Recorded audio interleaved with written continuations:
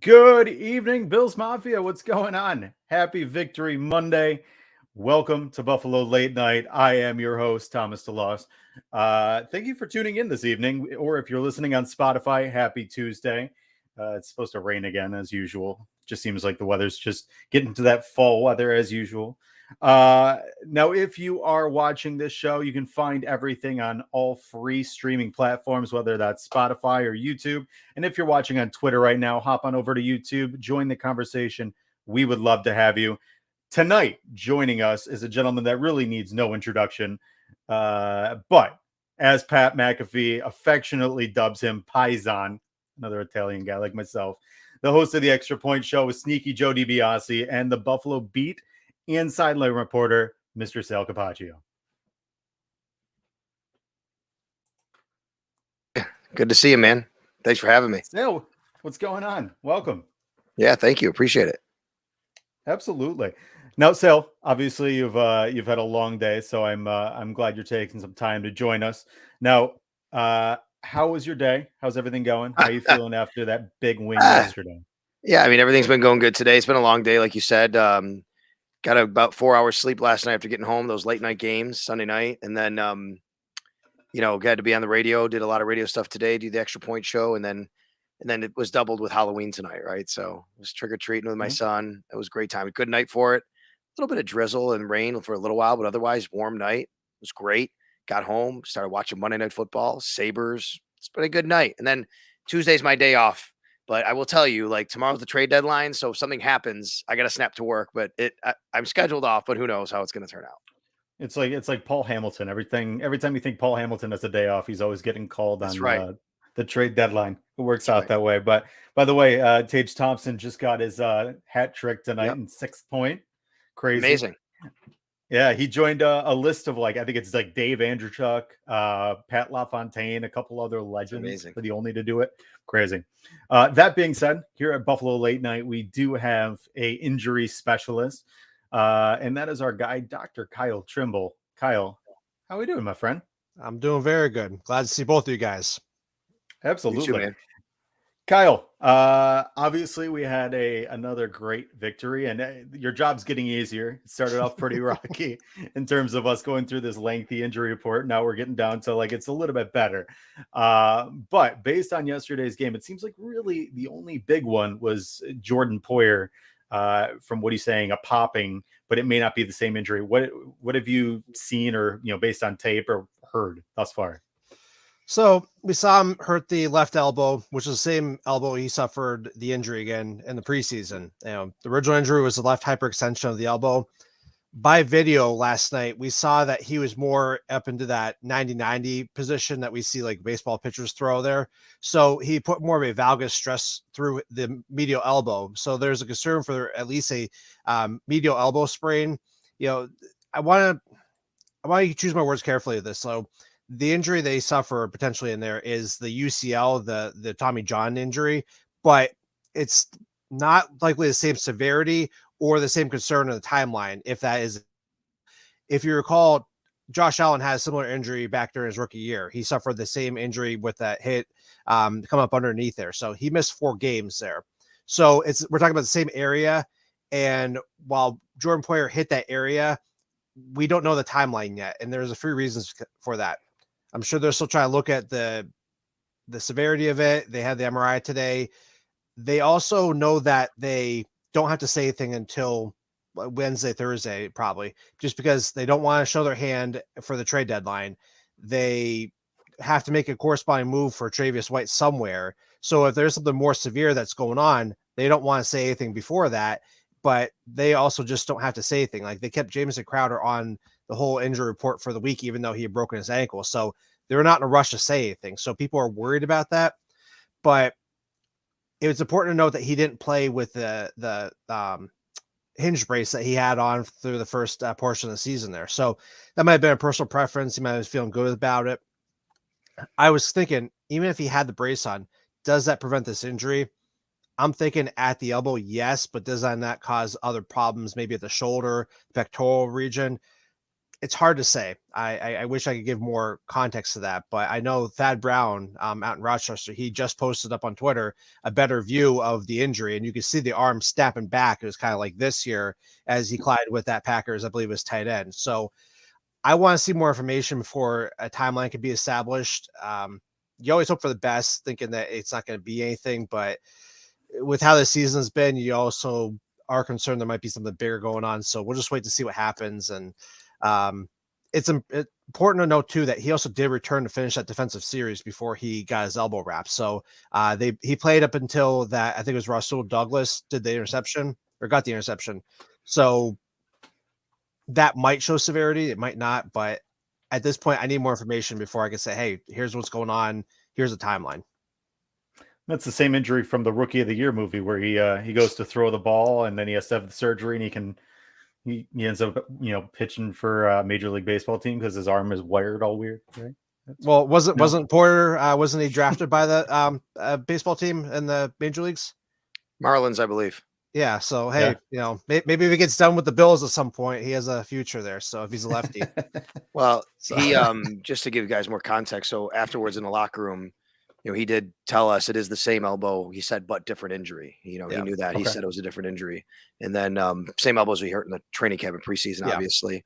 And as you just pointed out, he did go back in the game. I was down there watching that whole situation. I could tell when he got hurt. The play that he got hurt on, immediately he started grabbing and walking back. And I made a note. I'm like, he's hurt. Something's going on. He played maybe it was one or two plays end of the quarter, came back in, and like maybe the next play was the end of the series. Then he came back out and that was it. So he did try to play through it, but we'll have to see. That is not the only injury today that was announced. I don't know if you guys, I don't know where it happened or when it happened because he played every play, but Matt Milano has an oblique injury and he's being evaluated for that as well. So those things can be either something that's, a few days rest, a week's rest, or it could be something significant that causes surgery and out for quite a length of time. Absolutely. I was looking back through before we got on the show with a oblique injury. So I'm sure the Bills ones we had back in 2018, John Miller missed a game with an oblique injury. We had Stephon Diggs in the playoffs. He didn't miss any time during the postseason, but those guys are also playing through anything and everything to be out there. Looking around the division, cornerback Cater Cahu of the Dolphins, he missed the past 2 games and then finally came back to play last week with a oblique injury. So like you said, Sal, sometimes they can be lingering. It can be more severe. Some of the core muscle stuff I see more termed as groin. When you're looking at that, you can't discount the possibility of oblique going to that later on. And there's no way to tell right now without additional testing. But the hope is it's truly an oblique. He was an animal all over the place on the field. So you hope that just, hey, this is more sore. Let's take it easy and just kind of rest it throughout the week there. But I think practice participation will really tell us how severe it is and what his timeline looks like.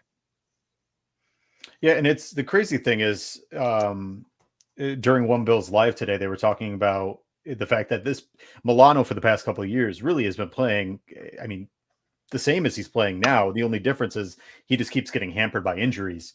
And then this year, it seems like it would be almost a shoe-in as an all-pro. I mean, he's up there as the top 5 linebacker right now, Sal. Would you agree?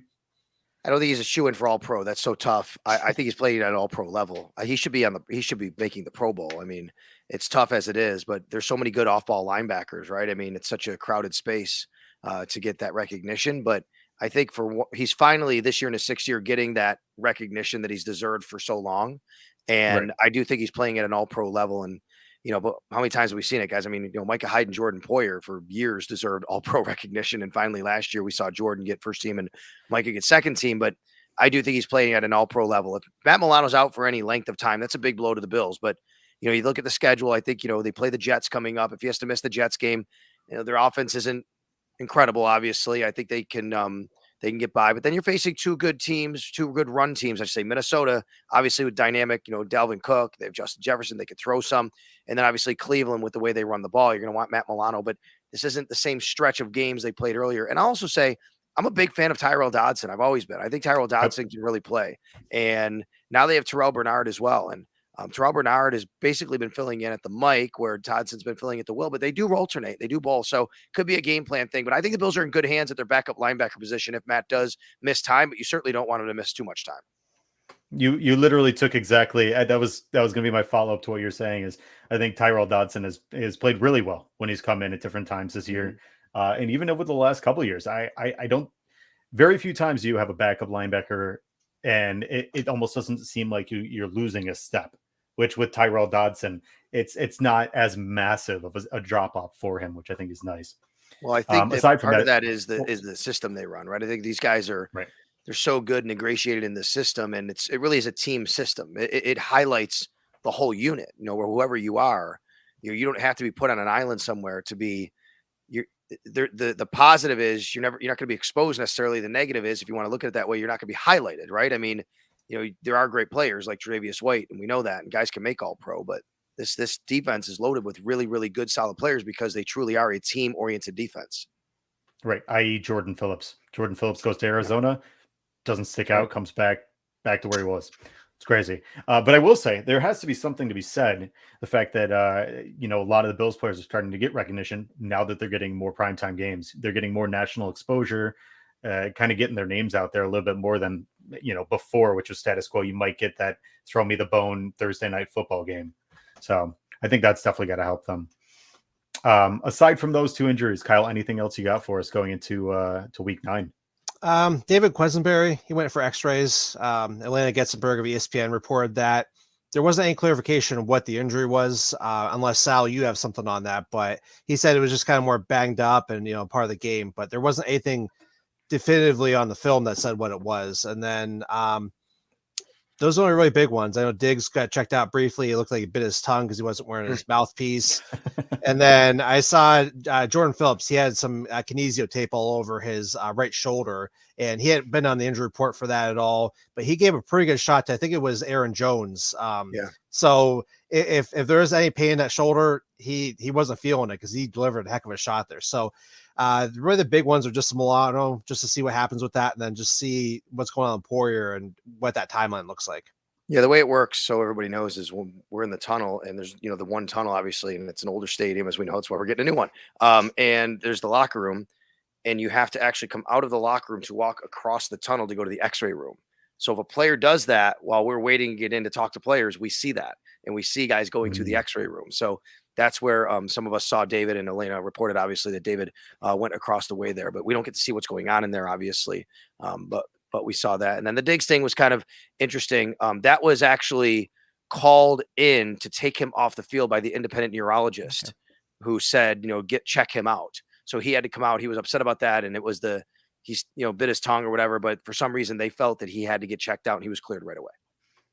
Gotcha. Yeah, it was interesting. You saw him go down, and it was a very weird play. And he even came out, and you could tell he was kind of thrown off a little bit. But weird game. Definitely some weird things happening. Aside from that, Kyle, as always, we definitely appreciate everything. And if you want to check out Kyle's stuff, go to bangedupbills.com. You can check him out on Twitter at bangedupbills. He writes for Cover One, for Locked On Bills with Joe, Buffalo Rumblings. He's all over the place, including our show here at Buffalo Late Night. So Kyle, as always, we do appreciate you, and we will see you after the Jets game next Monday. Sounds good. And Sal, thank you for all that you do, because if you weren't doing it, I couldn't do any of this stuff. So thank you for all your hard work. No, thanks for keeping everybody updated. Appreciate you, man. Yeah, have a good night, guys. Okay. Sal, let's get into it. Now, before I jump too deep, obviously with Kyle Trimble being a doctor, my biggest focus every single day, and as a parent, is making sure that your kids have the best of the best. And part of the best is making sure they are taking care of what their dental needs. Now, I wouldn't trust anybody except for my cousin, Dr. Zach Mills, a dentist for kids, one of my show sponsors. And as a soon-to-be father, I want to make sure my son, Griffin, has the best. And the Dentist for Kids offers individual dental treatment for kids of all ages. By providing a relaxed, fun, and encouraging environment, Dr. Zach's goal is to help your child build confidence in their smile and with their overall dental health. Dentist for Kids is currently accepting new patients, and they participate with most major insurances. If you visit Dr. Zach, mention Buffalo Late Night for $25 off your choice of a custom whitening kit or an electric toothbrush. Call today to set up an appointment with Dr. Zach and his team, 585-538-7230. You can also check on bflolatenight.com. You can see their logo there. Click that. It'll take you right to the page. You can find out all the great stuff about them. Truly, they are the best. If you go Google them, 5-star reviews. I even joke with my cousin sometimes I'm going to leave him a 4-star review just to bring his ratings down. But obviously, I wouldn't do that. But no, he's a wonderful, wonderful dentist, and I highly suggest it. Moving on, obviously, yesterday proved, Sal, that Devin Singletary either reads Twitter and the rumors about the Bills being in on every running back trade, with a head full of steam, or he is again being underestimated as a quality running back one. With that being said, is there a player that you think the Bills could potentially target, if it not be a running back, obviously, or maybe somebody that you personally would like to see the Bills go after by the deadline tomorrow?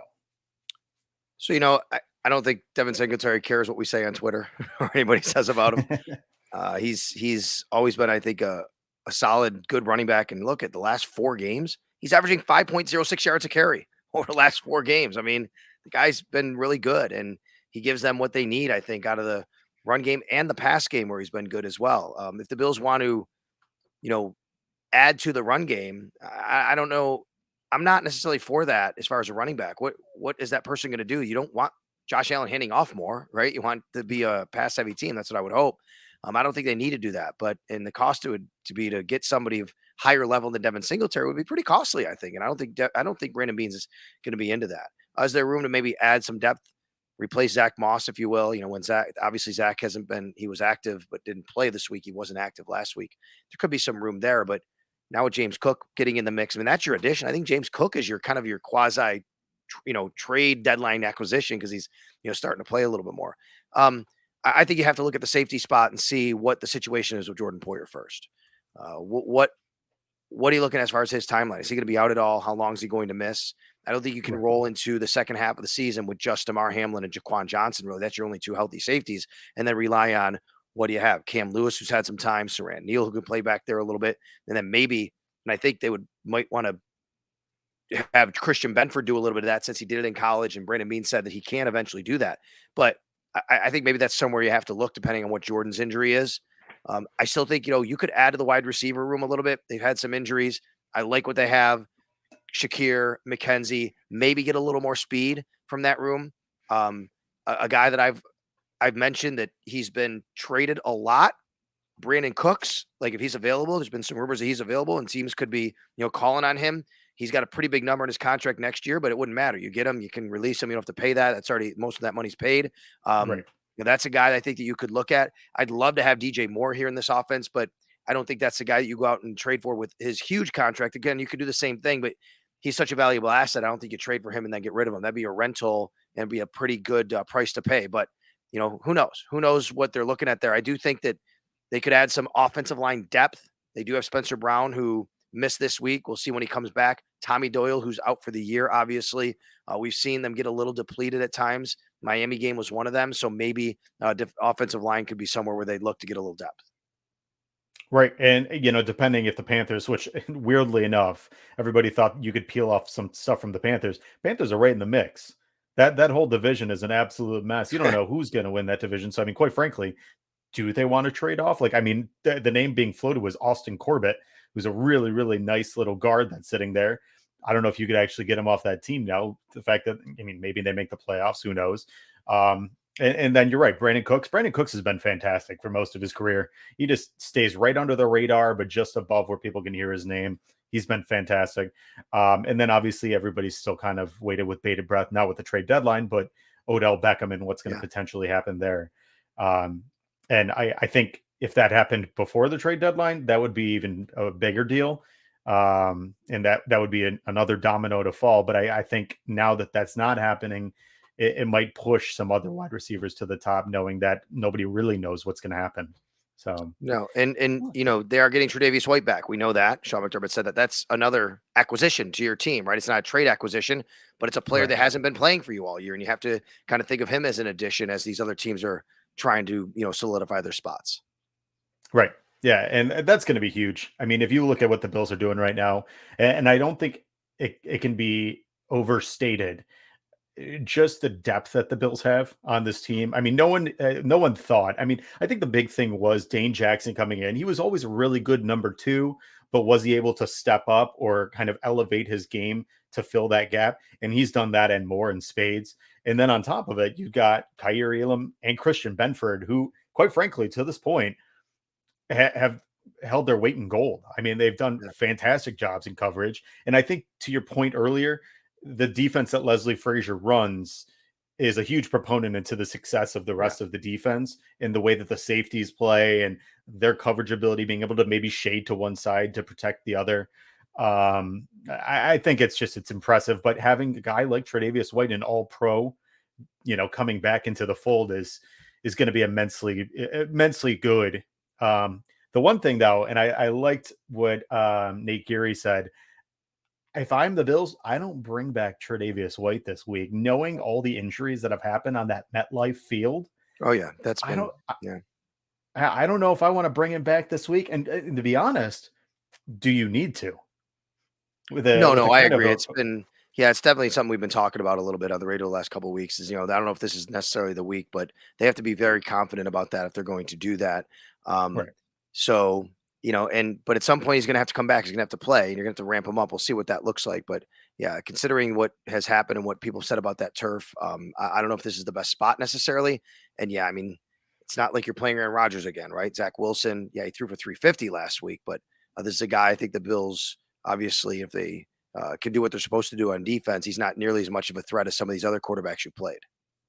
right, yeah. And you saw him just making some very poor decisions Mhm. and with the way the Bills are able to disguise coverages. Now, obviously, without having a Jordan Poyer out there, it's going to be a little bit more difficult. But Damar Hamlin and Jaquan Johnson have been in the system long enough that they should be able to understand the coverage schemes that Leslie Frazier likes to run. Moving on from that, we do have that segment that I was prefacing prior to going live. Ian, if you want to go ahead and hit our weekly segment. Damn!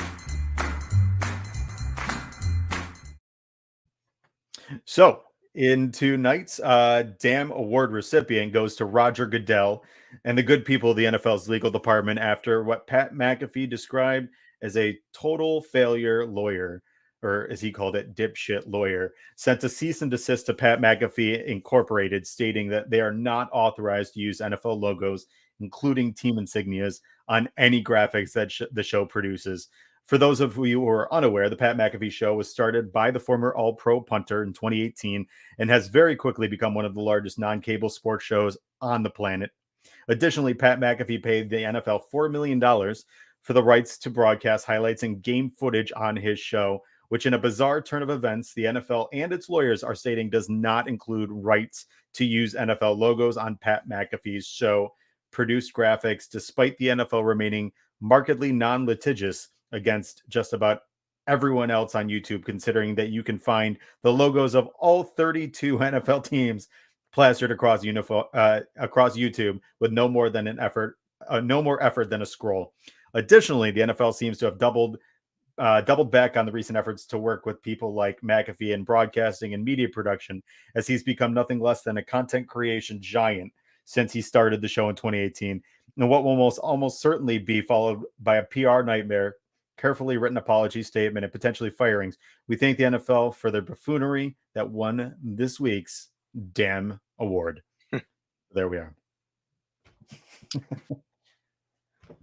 Well, it's a incredible business sometimes, and there's lots of sure. lawyers involved, and there's lots of money involved, and I'm stunned. I didn't know this until you brought it up. I've been busy with the radio show today and trick or treating and all that. Like, I was stunned. I thought it was a joke when you first started talking about it, and I'm like, wait a minute, is that true? And it is true. I mean, he pays so much money, and like, why wouldn't I don't know. I mean, the NFL knows that. I'll say it this way: the NFL also views guys like and shows like Pat McAfee's competition, right? That's what they do because they're trying to For produce their sure. own content, right? So this is a way for them to, oh, you pay us all this money. It doesn't include this particular thing. But there's so many other shows out there that are doing this all the time that just don't have the views and Right. don't have the scope and the eyeballs that Pat McAfee does, obviously. And I've been a guest on Pat McAfee's show, and I've been a guest on a lot of shows, and they do these things. They put these logos on, and they don't Right. touch them. And this seems like a big power play by the league. But this is something that I think it's almost like a runaway train, though, and they have to kind of they pick and choose who they want to fight their battles with. And because Pat is obviously so big and people know and who he is and what his show's about, it's an easy target, I guess, if they want to do something like this. But he's done so Right. much for the NFL. He pumps them up so much.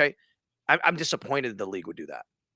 Right. It seems like of all the people you could go after, I feel like it's a weird one to choose Yeah. to go after a guy like him. And especially not only that, the guy's one of the most fun-loving people. You're not going after like public enemy number one.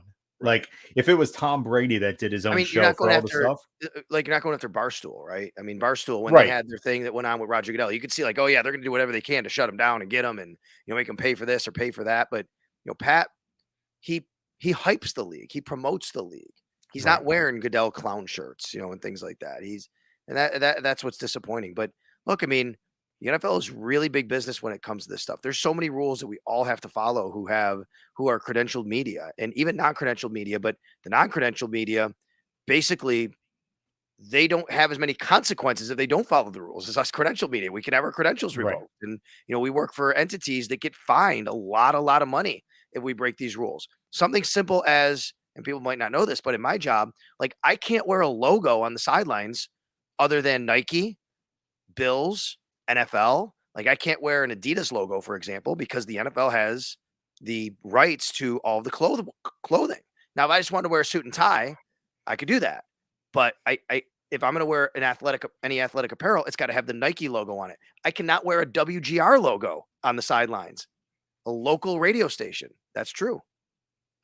Wow. Yeah, that's crazy. I didn't know that. I know there's even back to like OTAs. I mean, what you guys can actually Yeah. speak on formations, whatever it is. I mean, you guys are very, very. Now, is that team by team or is that That blanketed is team by across? team. That particular rule is team by team, but most teams follow a general consensus of the same rules.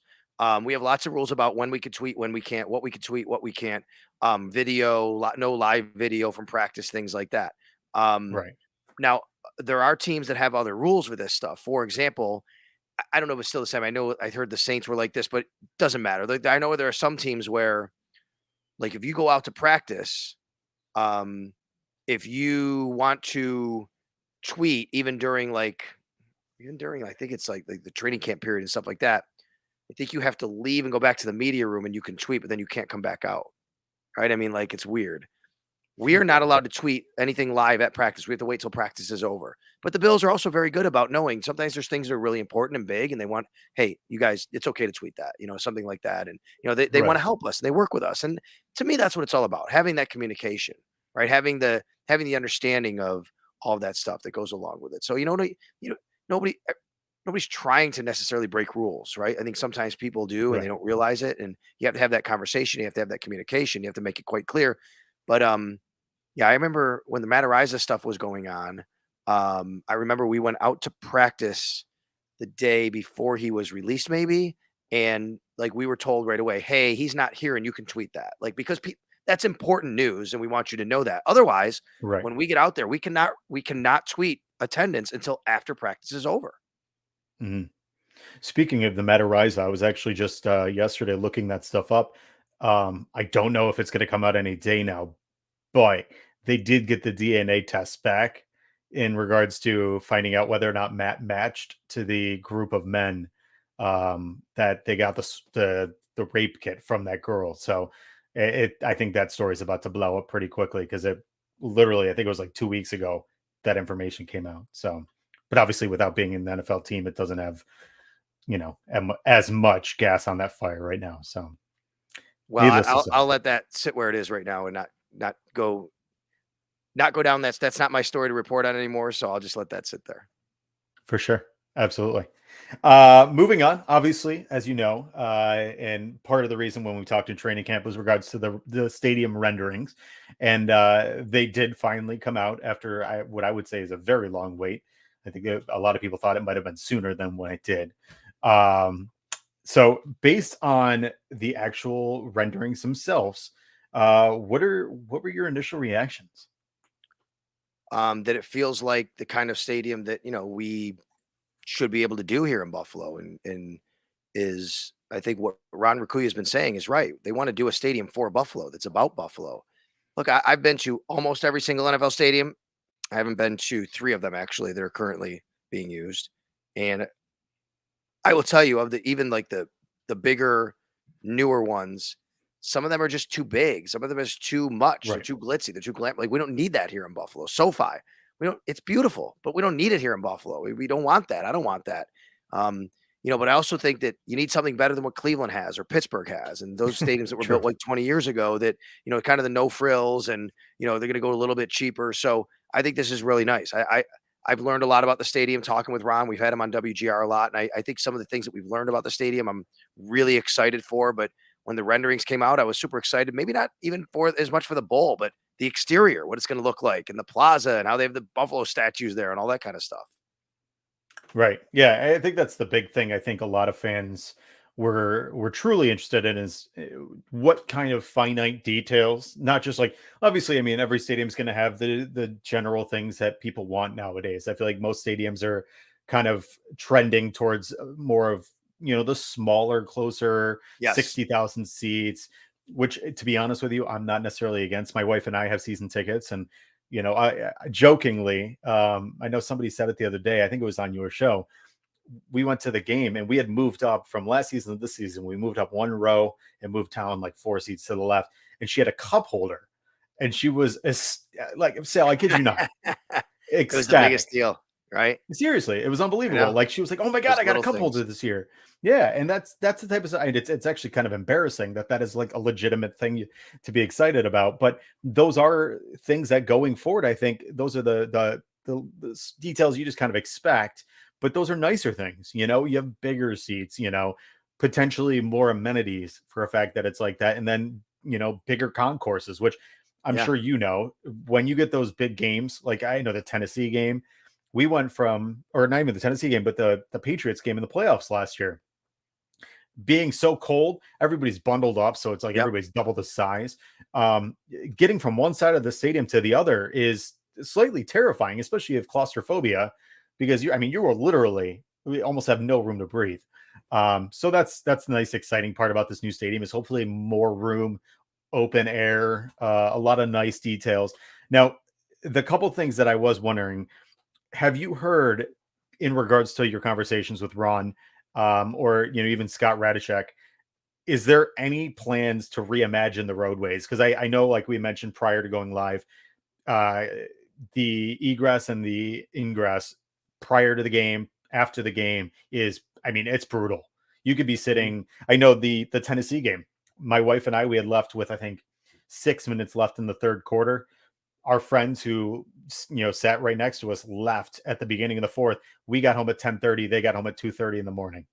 Um, and we literally live like 5 minutes apart from each other. Have you heard if there's any expectations to potentially change how things are kind of laid out? Yeah, yeah, for sure. I mean, I think there are, but I think a lot of that is still kind of in the works of. I think some of that's going to determine what happens with ECC right there. You know what I mean? Right. And whether or not ECC is there. And I think there's some stuff going on with the building there that they said they were going to give the land over. If I go back and remember that story, there's been so much going on here.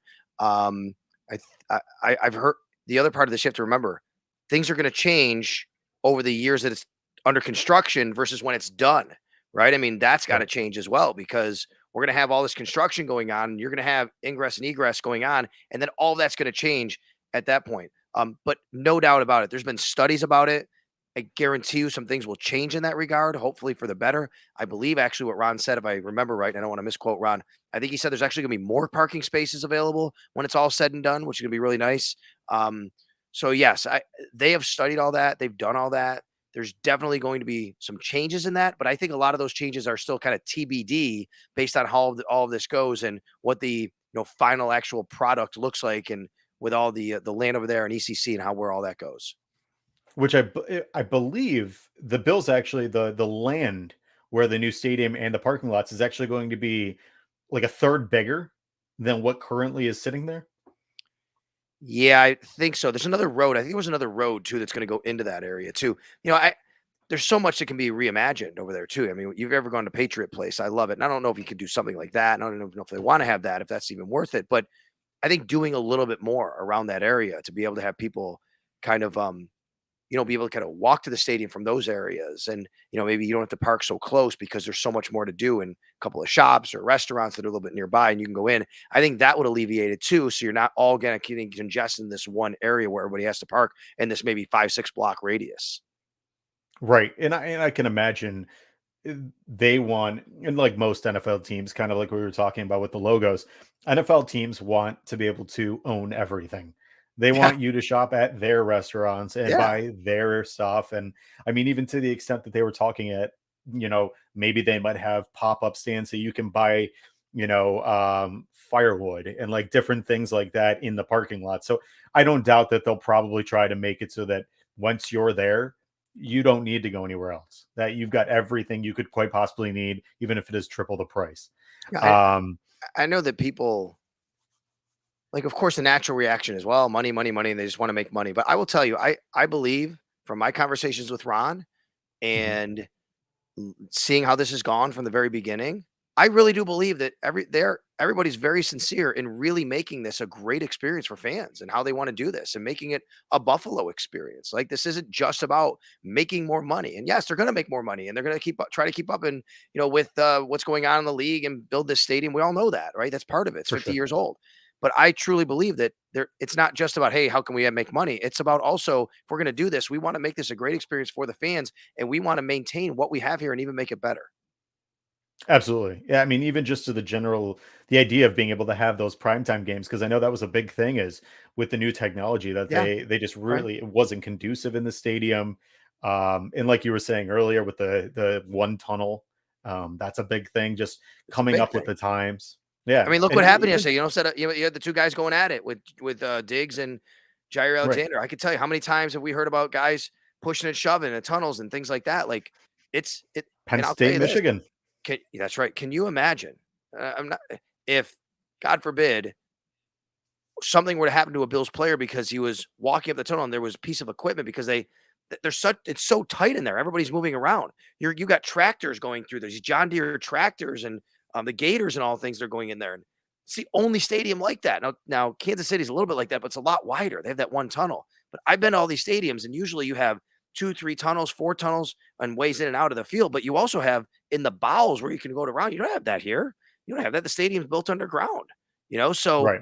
can you imagine if a star player, Josh Allen, anybody, something happened because the tunnel is so narrow in one of those pieces of equipment, they tripped over it or something like that. Like, people don't think about a lot of these things that are going into it that you, the general fan who might be watching, aren't necessarily paying attention to because you don't have to pay attention to it. But I will tell you from someone who's there, like, that matters to the teams. It matters to us covering the games as well. Right. We don't need a Kevin Cobb accident to happen. That's for sure. Slipping on the mat. Um, yeah, weird reference. That was the beginning of the EJ Manuel era, right That there. was right in front of me.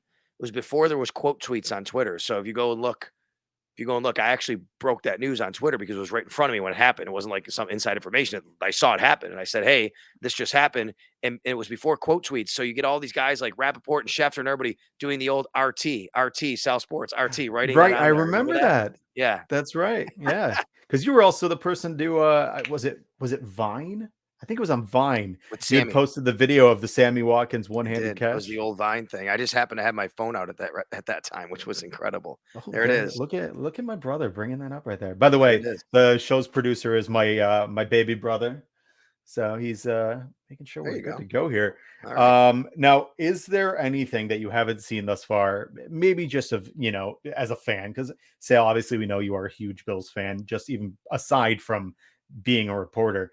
Is there anything that you want to see as a fan in the new stadium? Something I want to see in the new stadium.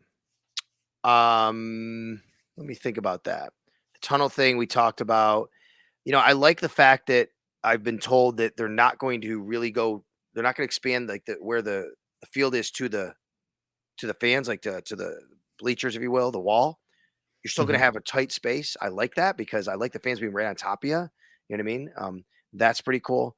Something, yeah, I want more plugs and outlets down there for my phone and my chargers and things like that. That's what I want. I need that. I got to go find Okay. one every once in a while to plug my phone in. I need more phones and chargers and outlets. I mean, but I think in the stands too, wouldn't that be great? Like you're sitting in an airplane, you have a chance to charge your phone. That'd be cool to have right in your seat.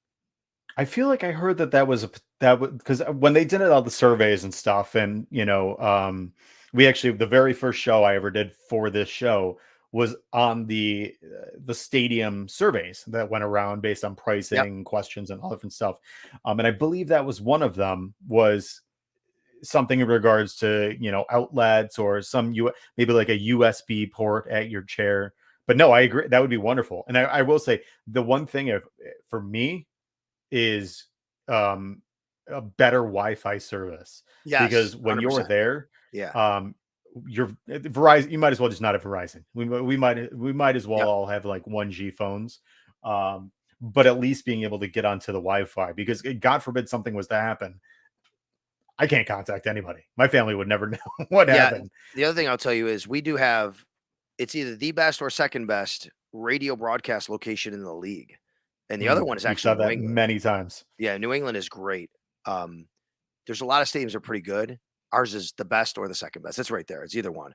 And I from what I've been clued in on, the new broadcast booth will be higher, but it'll still be at the 50-yard line. But higher, what does that mean? Because right now it's like this, and if you can see my hands right here, Yeah. it's gonna be more like this as it comes in. So yeah, it's gonna Mm. be higher, but it might be closer because as you come in, you know what I mean. It's actually closer to the field, if that makes sense. I'm trying to show it on the video here. But yeah, that's one thing. I I don't think they're moving us over to the corner. Not that I have to be up there at myself because I'm not John or John Murphy or Eric Wood. I'm on the field, but still, it matters to do an effective broadcast to be able to see as best you can. Right. Yeah. And I believe it was Ron Rakuya said that from his perspective, which my assumption is based on him going to Tottenham Stadium, Mhm. because it seems like that, the two of them are kind of not exact, but they've used a lot of landmarks from it. That where you're saying for the press box is one of the best views in the entire stadium. That dollar for dollar might be better than like being first row right next to the field. Right, and obviously, that kind of stuff matters when you're trying to do a game, um, as opposed to Miami when they stick the radio broadcasters literally in the corner of the end zone, and you can't see what's going on the other side of the field. Yeah, but you don't have to worry. Miami's always terrible, so it's not like you're missing anything anyway. I mean, and the fans aren't there either. So who are you talking There to? you go. That being said, let's move on. And I appreciate you touching on the stadium a bit. Based on yesterday's game, it seemed as though once Jordan Poyer left the game, that the defense definitely struggled. That's when you saw that Romeo Dobbs touchdown happen, I believe, if I'm correct. Um, do you think they could potentially target a safety tomorrow by tomorrow's deadline? Maybe someone like a Terrell Edmonds. I do think a safety could be targeted depending on Jordan Poyer's injury, like I said. So if Jordan Right. Poyer's not really going to miss time, I don't know if you really want to do that. And again, a lot of times your answer is right in your own building, right? So the Bills will look internally always first. What does that look like? Well, you have Cam Lewis, who got safety reps at the end of preseason. You have Saran Neal, who can play safety. You have Christian Benford, who you can transition to safety, who played a little bit at Villanova. And you have Xavier Rhodes on your practice squad, who they can still activate, put him back in the practice squad, who can play some safety, I think, as well. So, but maybe going out and getting one. The Bills don't have a lot of money in their salary cap. They'd Right. have to fit financially, obviously. Edmonds is interesting. Obviously with his brother here, there's a tie in there. I don't know what something like that would cost. He's a former first round player. I don't know if the Steelers are going to be just giving him away. You know what I mean? So, um, yeah, I think they could look for safety help. I wonder what that looks like though, what the market would bear for that, because as we've seen with Jordan's contract situation, um, safeties now are being viewed, a lot more valuable, I think, as you go forward here. True. Yeah, I believe it was Greg Thompson of Cover One. He had said that I think it was like a $1.5 million cap hit for Terrell Edmonds. So not a huge number in terms of being able to bring him in. Yeah, But any again, any you guy you're don't. getting in now, you're just basically paying. half his base salary because there's half a season left. So whatever his base Right. salary is, you're on the hook for the remainder of that. Gotcha. So it's all prorated. Yep. Okay. Now, also based on yesterday's game, obviously you're seeing the defense step up. I believe they are, I think it's number 2 DVOA in terms of their rankings right now. Their defense is just pretty much outperforming any expectations to this point, and I don't know how you can after being number 1 last year. Who do you believe at this point between Oliver, Edmonds, Poyer? Who's that going to be the next guy to potentially get that contract? Because obviously we already saw Dawson Knox. Do you think there's another one up this year in the calendar season? I don't know if there's another one in the calendar year. They'll probably wait this thing out until the season is over. They don't have to sign Ed Oliver now. He's under contract for another year after this. You know, he'll have his 5th-year Right. option. You have Gabe Davis will go into his contract year next year as well. He's a guy you could probably look at down the road. This is his 3rd year. So, yeah, I don't know. I've wrestled with this. I think they really love Ed Oliver. They love to keep him, but that's something down the road they can worry about. I just don't. I don't know about. I think if they were going to sign Jordan Poyer, it might have happened already. So I feel like it's either not going to happen, or maybe they get to a point where they say, let's do a 1-year deal. You know, you come back and, you know, Micah Hyde's situation might play into that. What is his situation like? Is him playing next year? And he says he's going to play in 2023. He's under contract, but, you know, are they confident with his injury? He can come back, and, you know, do they maybe have to have Poyer now and feel that that's more of a necessity? So I know that Brandon Beane and his staff love Tremaine Edmonds and his youth and what he can be in this defense, but that's a lot of money to spend. So I know I didn't really answer your question, but I don't know if I have a prediction. I think that's something down the road. I think right now they're trying to win a Super Bowl and concentrating on that. And then, you know, maybe winning one or not winning one might impact what they do and what they feel that, you know, they can handle going forward after winning one. So you keep stealing everything that I was going to say to you. That was literally my thought. Is I think if you win the Super Bowl, I don't know if you have Jordan Poyer come back. He might go out and get that Right. last contract. I The think one if you thing I win the wonder, Super Bowl, well, you've done so much and you feel like, hey, you know, you've bought so much goodwill with the fans, right? And right, with to say like, hey, you know, hey, thank you, it's great, we're really glad, but you know, we're going to move on here. And I think that it's a lot easier to swallow if you're showing a Lombardi Trophy to fans. right, exactly. Now, the one thing I wonder in terms with Oliver, which I almost feel like with Knox is what they did, and the reason why they got the contract done when they did is because of I guess expected Mhm. contract, you know, if he had a big year that it could blow up even further, you know, beyond that 15 million, which I think Njoku really kind of inflated the market a Yep. bit. um do you think that that could potentially, with Oliver, I mean obviously he's you know, with injury that's kind of lowered expectation, I feel. Do you think that they though could look at getting a contract done for him just Sure. to avoid a huge contract that they Yeah, would but have to pay him? I just don't think I wouldn't expect it any time before next training camp at least. I mean, Right. like he's, you know, he's got said at least that. So it's this is his 3rd year. They've already he just did his 3rd year. This is his 4th year. He'll have his 5th year next year. His 5th year out. Geez, it goes quick in this league, doesn't it? It's crazy. Yeah. Um, Yeah. yeah. So right? Am I trying? No, this is his 3rd year. Next year will be his 4th year. Sorry, I'm trying to think in my head. So he's actually under contract for 2 more years, right? This year and next year. Now, what am I doing? I have to take a look. What is that Oliver's contract? Ed He Oliver came in came in 19. 2018. Came in 19, 19? right? 19. Yeah, 19 because Josh and those guys were 2018, right? Right. So Yeah, because it 2019, was 2020, Trey was 2020. This is 17. his 4th year. Yeah. They already picked up his 5th year option. So there you go. He's still got another year to go. I was counting this year when I said 2 years left. He's got a year and a half left. So let me rewind and just kind of restate what I was trying to say. I do think that's possible. I don't think it would happen this year. I think it would be something like Dawson where it happens basically before next season, maybe a training camp or something like that.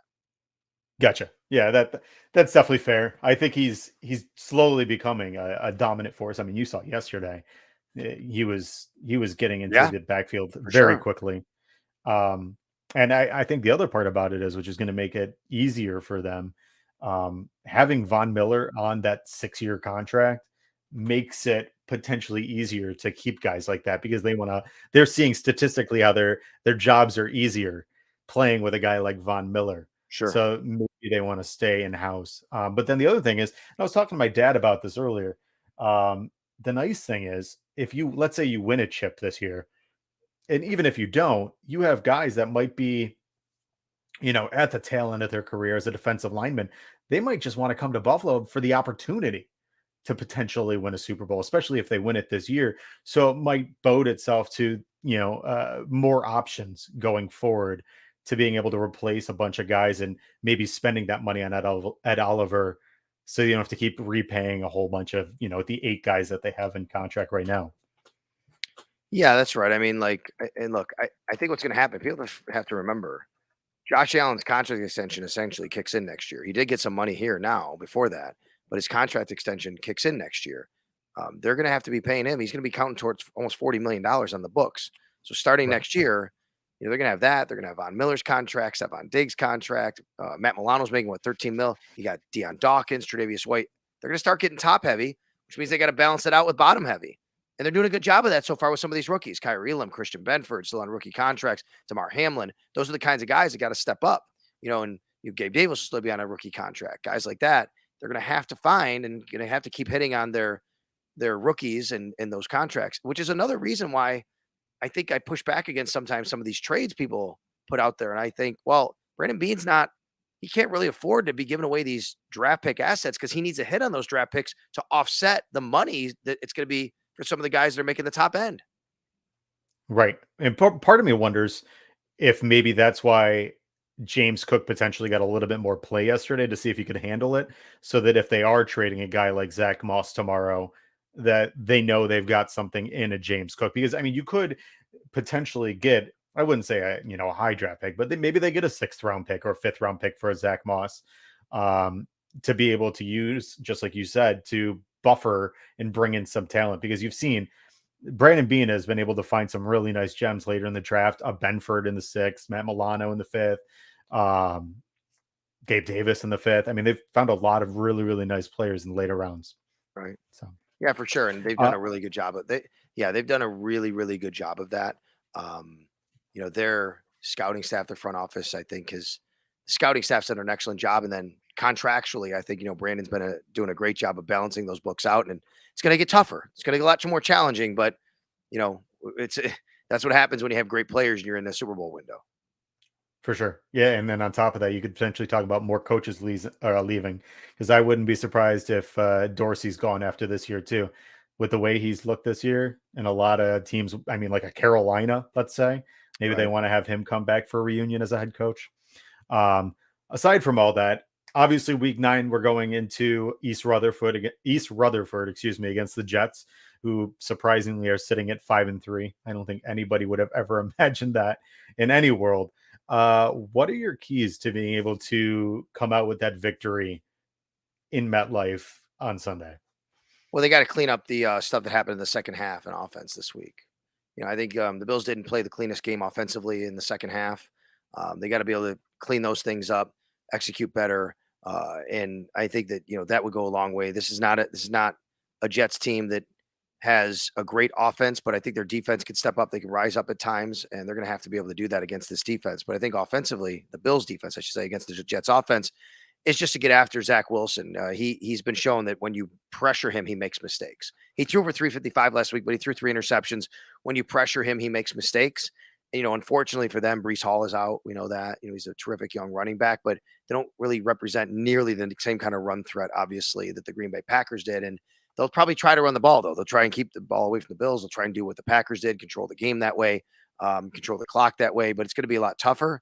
But I think that's, getting after Zach Wilson and making sure that, they can't get anything going in the passing game, because I think the Bills are probably confident much more going in this week that they can stop that run game. For sure. Yeah. And I will be intrigued to see that Robert Saleh said that Joe Flacco is now the 3rd string quarterback. Yeah. Mike Potentially White. If Mike White makes his return to the starting roster, and how long that happens. Because I'll be honest with you, I don't know how much more of a leash, that Zach Wilson has. He made some pretty, I would say, untimely comments in the post-game presser, saying that he doesn't care about stats, which when you're not winning the way, or the games are going the way they are for him, it doesn't look very good, especially just as a quarterback that I think, and even Dan Orlovsky said, needs to grow up a little bit. and be able to handle the punches a little bit better. But it'd be intriguing. I think tomorrow's or Sunday's game is one that the Bills, I don't want to say it's a get right game, like you said, come back from that second half kind of snafu, which for me, I think the one thing that I kind of fell on for Sunday's game or yesterday's game was it almost seemed, and I told my wife that they looked irresponsibly arrogant, like a team that knew they're really, really good and played like they were trying to, like they were going after Jair Alexander and, maybe just kind of forcing the issue a little bit too much at times. Whereas if they step back and just play like a competent Bills football game, they can just beat any team instead of kind of just going too far to one side or the other. Yeah, I agree with that. The way I described it on the radio today is I think they kind of played like they didn't see the forest through the trees, and the trees was trying to intentionally do certain things instead of just the forest, which is do what you do and you're good at it. Right. Yeah, I think that's the problem. Not that sugar rush Josh Allen is coming back for any means, though sometimes it rears its ugly head with him, where he once in a while you see those Josh Allen plays where you're just like almost like enamored as to what happened. It's like almost you got snapped back to 4 years ago against the Texans. But I think this is a game that the Bills, should come out very easily with the victory, though the Jets do have a very nice defense. Sauce Gardner has proven that he could potentially already be a top 10 corner in the league. And you've seen their defensive line has really started to step up. Yep. But their offense Garrett Wilson is fantastic. They've got some nice talent. Whether Elijah Moore sticks on the roster is to be questioned.